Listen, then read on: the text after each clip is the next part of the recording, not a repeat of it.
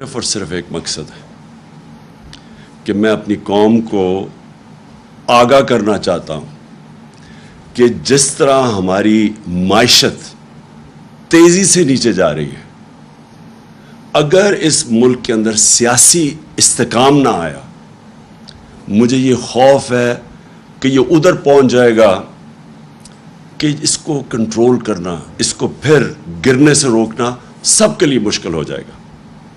آج میں نے اپنی جو معیشت کی ٹیم تھی اس کے ساتھ بیٹھ کے ہم نے یہ سارا ڈسکس کیا۔ اس کے بعد ہم نے وہ بھی دیکھے جو کہ IMF نے رپورٹ پاکستان کی اکانومی کے اوپر دی ہوئی ہے، ورلڈ بینک وہ کیا کہتا ہے کہ پاکستان کی اکانومی کس طرف جا رہی ہے، اور پھر ہم نے اپنے ماہرین نے بیٹھ کے ڈسکس کیا۔ تو میں نے اس لیے آج فیصلہ کیا آپ سے بات کرنے کا کہ مجھے اب یہ خوف آ رہا ہے کہ یہ حکومت کے پاس اب کوئی طریقہ نہیں ہے کہ اس معیشت کو گرنے سے روکنے کا۔ اور مجھے جو دوسرا خوف آ رہا ہے کہ یہ جتنی دیر تک یہ اب اس طرح کا سیاسی استحکام نہیں آئے گا، یعنی جو پولیٹیکل سٹیبلٹی، جب تک وہ یہ نہیں آئے گی، مجھے اب یہ خوف ہے کہ یہ معیشت کسی صورت اب استحکام پہ نہیں پہنچ سکتا، کوئی نہیں پہنچا سکتا۔ جو اس وقت حکومت بیٹھی ہوئی ہے، اس کی کریڈیبلٹی نہ پاکستان کے اندر رہی ہے نہ باہر رہی ہے۔ ان کی خاص طور پہ جو پاکستان کی فائنینشیل مارکیٹس ہیں ان کے اندر کوئی کریڈیبلٹی نہیں رہی۔ انہوں نے جو ساری قوم کو کہا تھا کہ جیسے ہی IMF کا فیصلہ ہو جائے گا تو ایک دم اکانومی سٹیبلائز ہو جائے گی، روپیہ بھی گرنے سے رک جائے گا بلکہ روپیہ مضبوط ہوتا جائے گا۔ ساری قوم کے سامنے آج حالات ہے۔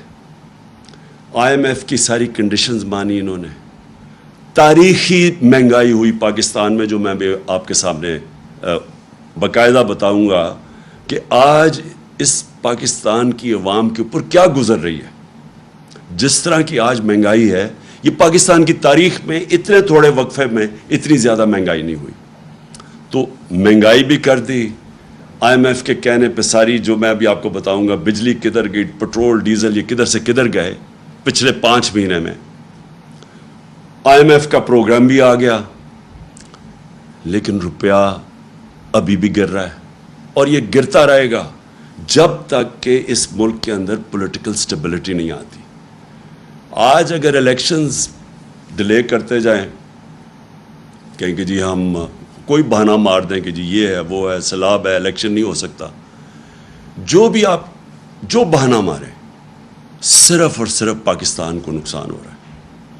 اگر کوئی یہ سمجھتا ہے کہ ہمیں نقصان ہو رہا ہے، الیکشنز ابھی نہیں ہو رہا ہے، تو میں اپنی ساری قوم کو کہنا چاہتا ہوں، یہ میں دعویٰ کرتا ہوں، 70 سال میری عمر ہونے والی ہے انشاءاللہ اگلے مہینے، میں یہ دعوے سے کہتا ہوں کہ پاکستان کی تاریخ میں کبھی کسی پولیٹیکل پارٹی کی وہ مقبولیت نہیں تھی جو آج تحریک انصاف کی ہے۔ میں یہ دعویٰ کرتا ہوں کہ سارے پاکستان کے اندر اگر ایک فیڈرل پارٹی ہے جو سارے پاکستان کو اکٹھا رکھ سکتی ہے، وہ تحریک انصاف ہے۔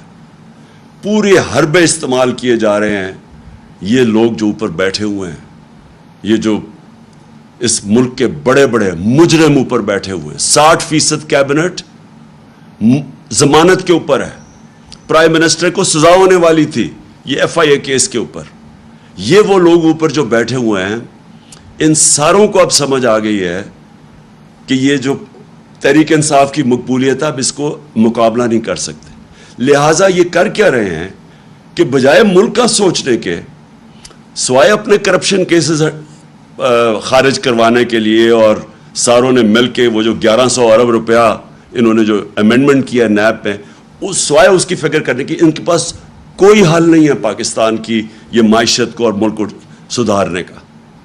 میں آج آپ کے سامنے یہ جو دعویٰ کرتے ہیں کہ جی ہمیں بہت بڑا مشکل پاکستان ملا، ہمیں تو پتہ نہیں بارودی سرنگیں مل گئیں، شہباز شریف جس کو بہت شوق تھا پرائم منسٹر بننے کا، اور کئی ایسے یہاں لوگ بیٹھے ہوئے تھے وہ سمجھتے تھے کہ آئنسٹائن کے بعد دوسرا آدمی شہباز شریف آئے گا ایک دم سارا ملک ٹھیک کر دے گا.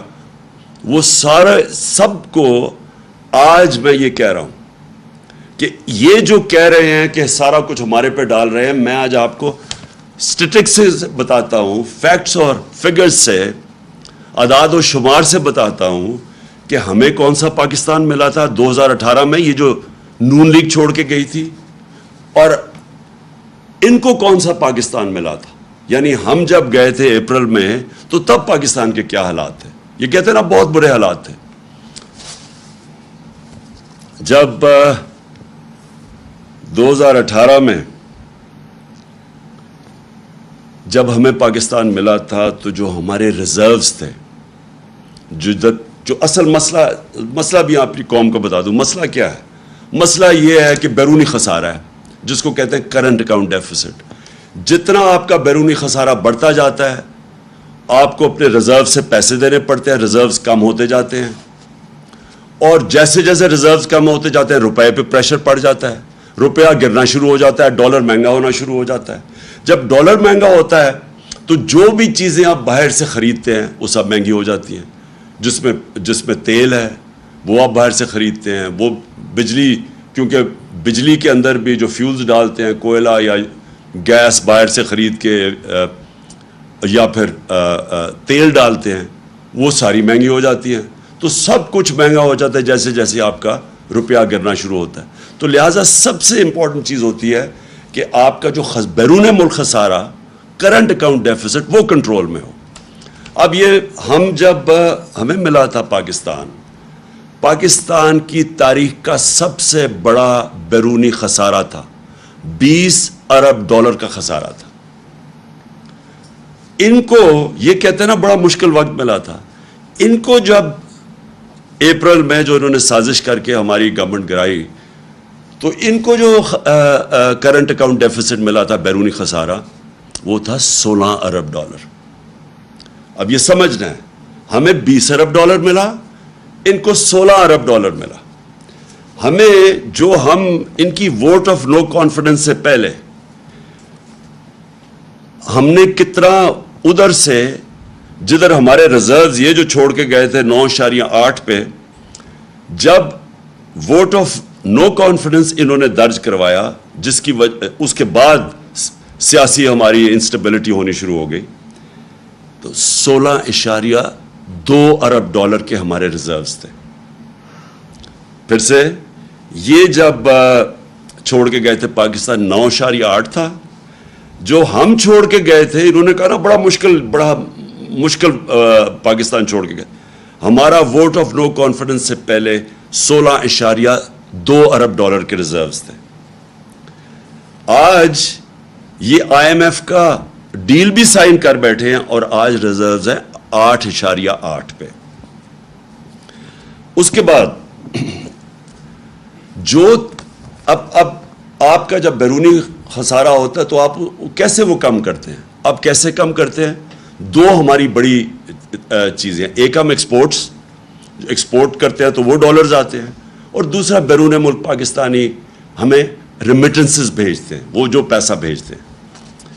یہ جب چھوڑ کے گئے تھے تو یہ یاد رکھیں 20 ارب ڈالر کا خسارہ, لیکن ریمیٹنسز کتنی تھی اوورسیز؟ 19 ارب ڈالر کی, اور ان کی ایکسپورٹس کتنی تھی؟ 24 ارب ڈالر کی. ہم جب چھوڑ کے گئے 20 سے کم خسارہ کیا, 4 ارب ڈالر کم کیا 16 پہ, لیکن ہماری آمدنی کدھر پہنچ گئی؟ 19 ارب ڈالر سے ہماری ریمیٹنسز گئی 31 ارب ڈالر پہ. 12 ارب ڈالر کی ہم نے مزید اور آمدنی کی, یعنی ہمارے پاس زیادہ پیسے کیے اپنے یہ قرضے واپس کرنے کے لیے. اور دوسرا ہماری ایکسپورٹس یہ 24 ارب پہ چھوڑ کے گئے تھے, 32 ارب ڈالر پہ ہم ایکسپورٹس لے کے گئے. تو ہم نے ملک میں زیادہ ڈالرز بھی لے کے آئے اور ہمارا خسارہ بھی کم تھا. میں یہ اس لیے کہہ رہا ہوں کہ بار بار پروپیگنڈا کیا جاتا ہے جی بڑا مشکل ہمیں ملک چھوڑ کے گئے. یہ وہ ملک چھوڑ کے گئے تھے, ہمارے لیے ان سے زیادہ مشکلات تھی. ہم نے وہ ملک ہمیں ملا, پہلے تو خسارہ سب سے بڑا, اس کے بعد ہم نے وہ سٹیبلائز کیا. اس کے بعد کرونا آ گیا. 2 سال کووڈ-19 دنیا کا ایک صدی کے اندر ایک دفعہ اتنا بڑا بحران آتا ہے. 2 سال ہم اس بحران سے بھی گزرے. ہمیں یہ اب سیلاب کا ان کا بحران آیا ہوا ہے, یہ جو خاص طور پہ سندھ میں اور خیر سارے قوم کا ہے اس وقت مشکل وقت سے. لیکن ذرا ان کا اب رسپانس دیکھیں اور ہمارا رسپانس دیکھیں. جو ہمارا کووڈ-19 کا بحران آیا تھا, دنیا نے اکنالج کیا کہ پاکستان وہ 3 ٹاپ ملکوں میں تھا جس نے سب سے بہترین اتنا بڑا کرائسس کا مقابلہ کیا. ہم نے کیا کیا انسینٹیوز دی, ہم نے کیسے اپنے لوگوں کو ان کا روزگار بچایا, ہم نے کیسے کنسٹرکشن انڈسٹری کو انسینٹیوائز کیا, ہم نے کیسے بڑی کمپنیز کو قرضے دیے تاکہ وہ لوگوں کو بے روزگار نہ کرے. سارے برِ صغیر میں جس ملک میں نے سب سے زیادہ روزگار دیا کووڈ-19 کے بعد وہ پاکستان تھا, اور یہ ورلڈ بینک کی رپورٹ ہے. تو پہلے میں صرف یہ آپ کو بتانا چاہتا تھا کہ یہ جو کہتے ہیں نا کہ بڑا مشکل وقت تھا, اگر یہ ہوتے جس طرح کا کرونا کا جو اتنا بڑا بحران آیا تھا, اگر یہ ہوتے, یہ تو سارے کہہ رہے تھے ملک کو لاک ڈاؤن کر دو, اور انہوں نے ابھی تک جو ان کا رسپانس آیا ہے اس کے اوپر, سیلاب کے اوپر, ان کے پاس تو کوئی پلان ہی نہیں ہے ابھی تک. کسی کو کوئی روڈ میپ ہی نہیں نظر آ رہا. صرف ایک ہی روڈ میپ نظر آ رہا ہے کہ پیسے مانگ رہے ہیں دنیا سے کہ جی ہمیں کسی طرح پیسے دے دو. وہ جو سیکرٹری جنرل یونائٹڈ نیشنز کا آیا تھا اس کا وہ کپڑا ہی, وہ بازو نہیں چھوڑ رہا تھا شہباز شریف کو کہ پیسے مل جائے. ان کے پاس تو اور کوئی پلان ہی نہیں نظر آ رہا. کیا یہ ملک کو آرگنائز کر رہے ہیں, کیسے ڈیل کر رہے ہیں. دوسری چیز, جب ہم چھوڑ کے گئے تھے, بلکہ جب ووٹ آف نو کانفیڈنس آیا تھا, تو ایکسچینج ریٹ پاکستان کا جو روپیہ تھا 178 روپے کا ڈالر تھا جب ووٹ آف نو کانفیڈنس انہوں نے کیا. آج ہے 236 روپے کا. کون سا اتنا قیامت آئی تھی کہ 178 روپے سے 236 پہ پہنچ جائے. اس کے بعد میں ذرا قوم کو اب بتا رہا ہوں کہ بجلی کتنی تھی. 16 روپے یونٹ تھی جب ہم چھوڑ کے گئے ہیں. 16 روپے یونٹ بجلی تھی. آج انہوں نے وہ بجلی پہنچا دی ہے 36 روپے پہ, اور اس کے اوپر جب ٹیکس لگتے ہیں تو لوگوں کے پاس جو بل آ رہے ہیں وہ دگنے سے بھی زیادہ آ رہے ہیں, اور یہ ہر انسان کو ہٹ کر رہا ہے. یہ عام سفید پوش کو بھی ہٹ کر رہا ہے, یہ انڈسٹری کو بھی ہٹ کر رہا ہے, یہ ٹیوب ویل پہ بھی ہٹ کر رہا ہے. یہ ہر جگہ اس وقت یہ جو بجلی کے انہوں نے بڑھائے ہیں دگنی سے بھی زیادہ کر دی. اس کے علاوہ لوڈ شیڈنگ ہے, یعنی ایک تو بجلی مہنگی ہو گئی, اس کے علاوہ لوڈ شیڈنگ. کدھر گئی بجلی؟ یعنی بجلی غائب تو نہیں ہوگی. مقابلہ کا موازنہ کر لیں ہمارے میں اور ان کے دور میں کہ بجلی کتنی تھی. اب پیٹرول, میں بڑی بڑی چیزوں کی بات کر رہا ہوں جو کہ عام آدمی کو ہٹ کرتی ہے. جب ہماری حکومت تھی, عالمی منڈی میں تیل کتنے کا بک رہا تھا؟ $103 کا. عالمی منڈی میں $103 کا تیل مل رہا تھا, اور ہم کس قیمت پہ پٹرول دے رہے تھے؟ 150 روپے لیٹر. ہم کس قیمت پہ دے رہے تھے ڈیزل؟ 146 روپے لیٹر. آج کتنا ہے؟ آج عالمی منڈی کے اندر تیل $103 سے آ گیا $93 پہ. $10 کم ہو گیا. اور یہ کتنے پہ دے رہے ہیں آپ آج ڈیزل اور پٹرول؟ ڈیزل دے رہے ہیں 146 روپے. 100 روپیہ مہنگا ہو گیا ہے 146 روپے لیٹر پہ. اور پٹرول دے رہے ہیں 236 روپے لیٹر. انٹرنیشنل منڈی میں کم ہو گیا ہے, لیکن یہ پٹرول 150 سے گیا ہے 236, ڈیزل 146 سے گیا ہے 248 پہ. اور گیس کی قیمتیں ابھی بڑھ رہی ہیں, اور IMF کہہ رہا ہے کہ یہ 250% بڑھیں گی سردیوں تک. جو عام آدمی کو اس وقت سب سے زیادہ تکلیف ہو رہی ہے وہ آٹا ہے. آٹا دگنا ہو گیا. 1 کلو آٹا 50 रुपए हमारे दौर में 1 किलो आटा था, आज वो कराची के अंदर 100 रुपए लीटर से ऊपर चला गया। 5 महीने के अंदर ये सब कुछ हुआ है। मैं सवाल ये पूछता हूँ कि क्या हुआ 5 महीने में कि वो किधर से किधर कीमतें चली गई हैं। मैं आपके सामने बता रहा हूँ, और ये सिर्फ सारी चीज और कीमती लेने हैं। चावल गए हैं 100 रुपए से 225 रुपए पे, दालें गई हैं, जो आम आदमी, मैं सिर्फ वो बातें कर रहा हूं जो आम आदमी जिसके ऊपर रहता है, 225 रुपए से 360 रुपए पे गई हैं दालें। जो घी है, पाम ऑयल जो हम हमारे ज़माने में इंपोर्ट करते थे वो $1700 था, आज वो नीचे आके $1000 पे आ गया है। कम हो गई है आलमी मंडी में जो हम इंपोर्ट करते हैं पाम ऑयल। हमारे दौर में 450 रुपए था, आज है 560 रुपए। मैं फिर से वो कह रहा हूँ, वो जो चीज़ें आम आदमी इस्तेमाल करता है। इन्फ्लेशन, ये जो सबसे इसकी जो फिगर है जिसको कहते हैं सेंसिटिव प्राइस इंडेक्स, अप्रैल के अंदर 18% थी जब हम छोड़ के गए, आज है 45%। सारा इन्होंने हमारे ऊपर कैंपेन चलाई कि बहुत महंगा हो गया पाकिस्तान, महंगाई हो गई, लोगों का गुजारा मुश्किल है। साथ मुझे अफसोस से कहना पड़ता है कि इनका पेड मीडिया, लिफाफे, मीडिया हाउसेस जो इस कैंपेन और प्रोपेगेंडा में शामिल थे, उन्होंने हर रोज़, आप उठा के देखें अखबार, हर रोज़ अखबार में पढ़ो कि जी ये महंगाई हो गई। लोग, हम कहते गए कि आलमी महंगाई है। मैं कहता गया कि दुनिया के अंदर एक कोविड-19 के बाद एक कमोडिटी सुपर साइकिल आया, दुनिया में महंगाई होगी। मैं हर जगह बताता गया। इन्होंने मुसलसल महंगाई मार्च, धरने दो, गवर्नमेंट गिराओ, ये लोगों का माशी कत्ल कर दिया। आज ये सोच लें कि ये जो सेंसिटिव प्राइस इंडेक्स है, ये सबसे ज़्यादा वो अल्लाह ने इनको एक्सपोज किया है, क्योंकि इनका मकसद तो था ही नहीं, महंगाई दूर करना तो इनका मकसद था ही नहीं, वो तो एक बहाना था। इन्होंने अपने करप्शन के केसेस बचाने थे, जो 1100 अरब रुपए के 1100 अरब रुपए के इनके ऊपर करप्शन के केसेस थे, जो 60% कैबिनेट जमानत पे है। इनकी जनाब 18% से सेंसिटिव प्राइस इंडेक्स गई है 45% पे। ये पाकिस्तान की तारीख की सबसे ज़्यादा महंगाई है। कौन सा क़यामत आई थी? मैंने आपको बता दिया हमें क्या मिला था और इनको क्या मिला है। ये कैसे जस्टिफाई करते हैं? फिर आगे चले जाएं।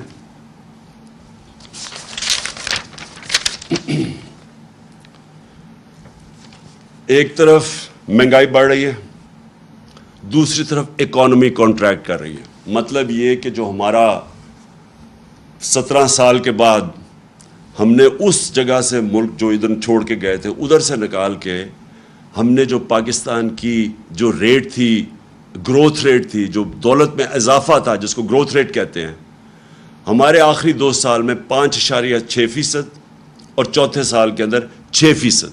17 साल के बाद ये पाकिस्तान की सबसे बेहतरीन इकोनॉमिक ग्रोथ थी, 17 साल के बाद। अब ये मुझे बताएं कि आज प्रेडिक्ट कर रहे हैं कि 0.6% पे ग्रोथ रेट चली गई है, यानी वहां से गिर के नीचे आ गई है। इसका मतलब क्या है? ग्रोथ रेट क्यों गिरेगी? मैं अब आपको बताऊं। जो टेलीफोन की इंडस्ट्री और जो गाड़ियों की इंडस्ट्री है, उसमें 50% वो बंद हो गई है, यानी वहां बेरोजगारी अब फैल रही है। इसका जब इंडस्ट्री बंद होती है तो इसका सिर्फ यही नहीं मतलब कि बेरोजगार होंगे, टैक्स के अंदर कमी है। हमारे दौर में पाकिस्तान की तारीख का, जब हम छोड़ के गए थे अप्रैल में, पाकिस्तान की तारीख का सबसे ज्यादा टैक्स इकट्ठा किया गया था, जिसकी वजह से हमने सब्सिडाइज किया था पेट्रोल और डीजल। हमने अपने लोगों को महंगाई से बचाया हुआ था, और इस क्योंकि हमने सबसे ज्यादा पैसा इकट्ठा किया था आमदनी में। इनके अब ये जो बंद हो रही है, कार की इंडस्ट्री आधी पे फंक्शन कर रही है, 50% बंद हो रही है। टेक्सटाइल जिसके ऊपर पाकिस्तान चलता है, एक्सपोर्ट्स जिसमें बढ़ती हैं, वो 20% बंद हो रही है। अब इसका मतलब ये है कि हमारी एक्सपोर्ट्स और कम हो जाएंगी। جب ایکسپورٹس کم ہوں گی اس کا مطلب ڈالر کم آنے شروع ہوں گے. جب ڈالر کم آنے شروع ہوں گے بیرونی ملک کا خسارہ بڑھ جائے گا. جب وہ خسارہ بڑھے گا روپے کے اوپر اور پریشر پڑ جائے گا. تو ٹیکسٹائل 20% انڈسٹری بند ہو گئی ہے. سیمنٹ 34% سیمنٹ سیلز کم ہو گئی ہیں. پٹرول جس کے اوپر بھی گورنمنٹ پیسہ بناتی ہے, جب پٹرول زیادہ بکتا ہے تو گورنمنٹ کی آمدنی میں اضافہ ہوتا ہے. 22% پٹرول مہنگائی کی وجہ سے وہ کم ہو گیا. اور اب جو دو چیزیں ہم پاکستان فیس کر رہے ہیں, ایک طرف مہنگائی, دوسری طرف بے روزگاری, جس کی وجہ سے ورلڈ بینک اور IMF اب کہہ رہی ہیں کہ پاکستان انتشار کی طرف جا رہا ہے, سول انریسٹ کی طرف جا رہا ہے, سری لنکا والے سچویشن کی طرف جا رہا ہے, کیونکہ ان کے پاس اب کوئی حل نہیں ہے اس کا. تو میں آخر میں اب جو جس کی وجہ سے میں نے یہ آج آپ کے سامنے پریس کانفرنس کی تھی, میں جو آپ کے سامنے اب چیز رکھنا چاہتا ہوں وہ کیا ہے. ایک میں آپ کو فگر دیتا ہوں. ایک ہوتی ہے انٹرنیشنلی ایک ملک کی رسک ہوتی ہے, یعنی اگر ہم اس ملک کو قرضہ دیں تو وہ کیا چانس ہے وہ قرضہ واپس کرنے کی, اس ملک کو وہ کیا اس کے پاس اتنی سکت ہے کہ وہ قرضہ واپس کر سکتی ہے. پاکستان کی جو فائنینسنگ ہے, یعنی ہمیں ہر سال, اس سال ہمیں $30 ارب ہمیں فائنینس کرنا ہے. یعنی $30 ارب کی ہم نے جو ہمارے اوپر لائبلٹیز ہیں, ہم نے جو قرضے لیے ہوئے ہیں, ان کی قسطیں ہیں, ان کے اوپر جو سود دینا ہے, وہ ہے $30 ارب. IMF, ورلڈ بینک اور ایشین ڈیولپمنٹ بینک, ان کا جو ملا کے بھی ہمارے پاس پیسہ آئے گا نا, کیونکہ ہم نے IMF ڈیل سائن کر دی ہے, وہ بنے گا $8 ارب. باقی $22 ارب ہمیں دنیا سے فائنینس کروانا ہے. اب یہ جو میں اپنی جو مجھے خطرہ اب نظر آ رہا ہے, میں اس لیے یہ پریس کانفرنس کی ہے, جو رسک ریٹنگ ہوتی ہے نا, جو انٹرنیشنلی جو ادارے ہیں, کریڈٹ ریٹنگ ادارے ہیں, موڈیز, فچ, یہ جو ادارے ہوتے ہیں یہ ریٹ کرتے ہیں کہ اس ملک کی, یہ ہمارے دور میں ہماری کریڈٹ ریٹنگ پازیٹیو تھی, جب سے ہم گئے ہیں وہ نیگیٹو پہ آ گئی ہے. یعنی کہ وہ یہ سمجھتے ہیں کہ اس ملک میں اب سکت نہیں ہے قرضے واپس کرنے کی. جب وہ یہ سمجھتے ہیں تو جو قرضے کی قیمت ہے وہ بڑھ جاتی ہے. تو اب میں ذرا آپ کو بتانا چاہتا ہوں کہ یہ جو سارا ہوا, اور میں پھر سے یہاں کہنا چاہتا ہوں کہ جو اس ملک میں طاقتور لوگ ہیں, میں نے ان کو واضح طور پہ یہ بتایا تھا کہ یہ ہم بڑی مشکل سے ہم نے اپنی معیشت کو سنبھالا ہوا ہے. اگر اس ملک میں سیاسی استحکام نہ رہا, اگر آپ نے یہ پولیٹیکل ڈیسٹیبلائزیشن ہونے دی, کیونکہ پاور تو جس کے پاس ہے وہ روک سکتے تھے یہ جو سازش ہوئی ہے ہمارے خلاف.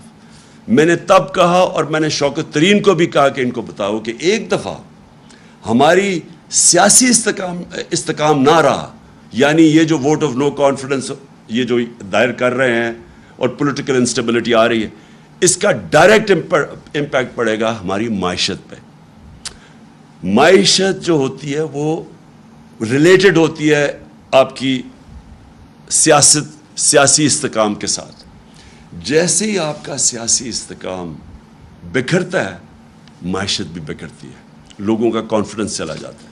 تو میں یہ ذرا آپ کو فگر دیتا ہوں کہ ہماری رسک ریٹنگ 4 مارچ کو 5% تھی, یا صرف 5% لوگ سمجھتے تھے کہ ہم اپنے قرضے یعنی واپس نہیں کر سکیں گے, یعنی رسک ہے پاکستان, صرف 5%.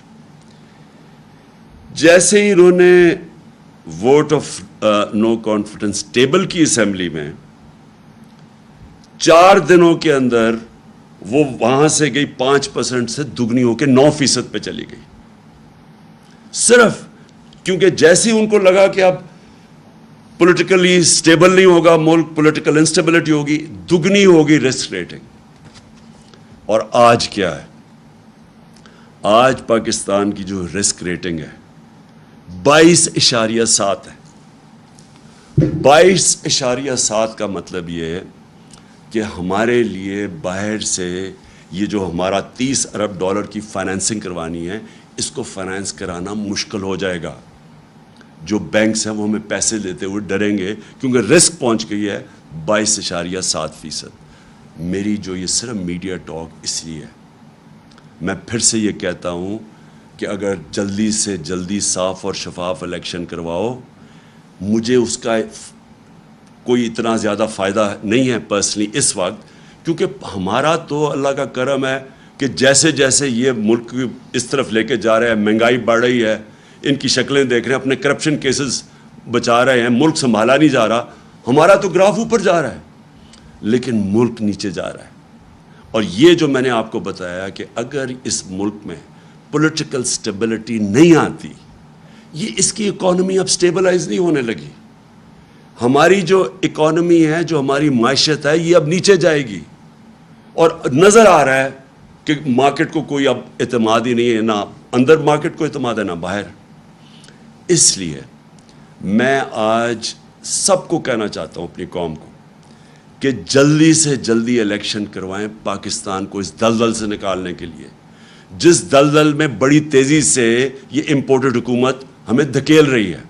سازش تو انہوں نے کر دی, اپنے کرپشن کیسز کے اوپر تو انہوں نے آتے ساتھ ہی فیصلے کروا لیے. اب رمضان شوگر مل ان کی اس کے تو کیس فوری لگا ہوا کہ جی اس کا کیس ختم کرو. ایف آئی اے کا جو شہباز شریف اور بیٹوں کا 16 ارب کا کیس تھا, وہ بھی 4 گواہ بھی اللہ کو پیارے ہو چکے ہیں. مقصود چپڑاسی بھی چلا گیا ہے, جو انویسٹیگیٹ کر رہا تھا ڈاکٹر رضوان وہ بھی نہیں ہے. وہ تو ہو رہا ہے سارا کچھ, ملک کو یہ نیچے لے کے جا رہے ہیں. تو آج میں اپنی ساری قوم سے اپیل کرتا ہوں کہ یہ اس ملک کو اگر ہم نے مزید اس دلدل سے نکالنا ہے, اس طرح کی مہنگائی سے بچانا ہے جس طرف جا رہی ہے چیزیں مہنگی. آئی ایم ایف نے کہا ہے کہ ابھی بجلی اور مہنگی ہونے والی ہے, ان کی رپورٹ میں ہے. ہم نے اپنے ملک کو انتشار سے بچانا ہے. فوری طور پہ صاف اور شفاف الیکشن اناؤنس کیے جائیں.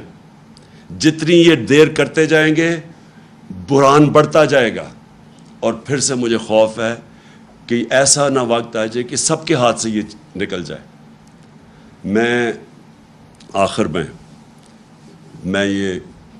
میں صرف ایک چیز سے ختم کرتا ہوں کہ بجائے اس کے کہ ہم صبر سے یہ ساری جس طرح کے ہمیں دیوار سے لگایا جا رہا ہے, کیسز کی بارش ہوئی ہے, کبھی دہشت گردی کا کیس اور کبھی کوئی کیس, اور ہر دوسرے دن کوئی نئی ایف آئی آر, اور جو ہمارے لوگوں کے اوپر دبایا جا رہا ہے. میڈیا ہاؤسز, میڈیا کے اندر جو صحافی جو لگتا ہے کہ ہمیں سپورٹ کر رہے ہیں, ان کے پیچھے پڑے ہوئے ہیں. اس سے ملک نہیں سدھرنے لگا. اگر کسی کا خیال ہے کہ یہ فیشسٹ ٹیکٹکس سے یہ کسی طرح یہ زیادہ دیر ٹھہر جائیں گے, یہ ملک کو ہی نقصان پہنچا رہے ہیں. کوئی نہیں روک سکتا اس ملک میں انتشار کو اگر اسی طرح یہ چلتے رہے. اور میں دیکھ رہا ہوں جس طرح دیوار کے خلاف لگایا جا رہا ہے. میں آج صرف اس چیز پہ ختم کرتا ہوں کہ یہ زیادہ دیر اب ہمارا صبر نہیں رہے گا. اگر یہ اسی طرح چلتے رہے اور ملک کو اسی طرح نیچے لے جاتے رہے تو ہمیں پھر ایک کال دینی پڑے گی اپنی عوام کو. پاکستان پائندہ باد.